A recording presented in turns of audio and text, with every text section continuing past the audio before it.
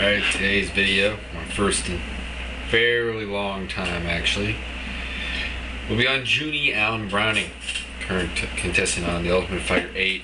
Got a message asking me to do a video about him.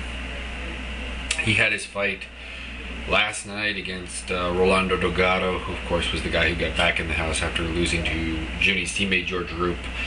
And I would say, it would be fair to say, the worst lightweight in the house. He has a Brazilian Jiu-Jitsu black belt. They make his story sound more complicated than it really was. I mean, the story behind his black belt makes me kind of lose a little faith in his black belt, but he got it in a legitimate way. I mean, it is a legitimate black belt. We haven't really gotten to see his real skull on the ground, although, but I mean, he's training with Nog, who's a very legitimate black belt, and Nog hasn't had anything negative to say about it. Sorry. Anyways, in the fight with Junie, Rolly couldn't get it to the ground, and that was pretty simple about that. I mean, I think anyone suspected that if Junie kept it standing, he should win. I mean, Rolly has a pretty nice reach advantage, but he has no power, and if you have a guy who's not really that adverse to getting hit, like Junie appeared to be, the reach isn't really going to be as much of a factor, because I mean, you saw Junie basically hurled him towards the cage and walked through his punches. And if you have, basically right there, if you have no power, that's what's going to happen. And we knew Rolly wouldn't have a lot of power. I mean, the man really is a really mean bull. I mean, if this was like a punching competition, I mean, he's going to lose just because of his build. What else do I have to say? Well, the real question was, does Junie really have the shot at winning this thing? I don't think he does. He's a 2-0 fighter. He has a terrible attitude and drinking problem. He got respectful after the fight, maybe that'll wake him up, but I just don't think his skills are the best in the house. I think he is decently well-rounded, but if you look at the other sort of top guys in the house, I think at lightweight there was basically 5 guys that were really worth watching and 3 guys that were somewhat sacrificial lambs, although two of the better guys fought each other when Efren fought Shane.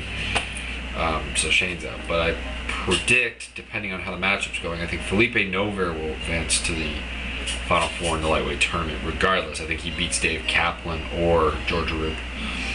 And then it depends on the matchups. John Pulaski probably loses to Dave Kaplan, I think, because Dave Kaplan, I think, is a better grappler and I think a better wrestler. And that generally spells the end for somebody. Although Dave Kaplan, if you watch the previews, is actually the guy who gets knocked out by one of the 205ers in the house. So that could enter the equation. And the other weak fighter is, of course, George Roop. Now, if George Roop is the sacrificial lamb to Felipe Nover, he will not advance. That being said, I think him versus John is somewhat of a toss-up.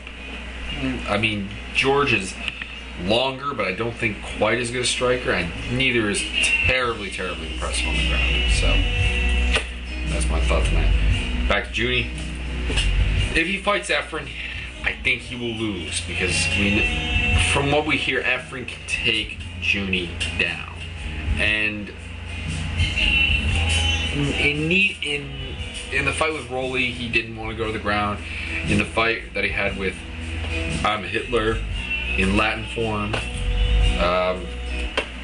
what was it? Garcia, I think was his name. Like George Garcia, something like that. I don't know. Correct me if I'm wrong in the comments. He didn't really look terribly skilled on the ground there either, and we hear that Shane Nelson was tapping him out pretty easily in practice.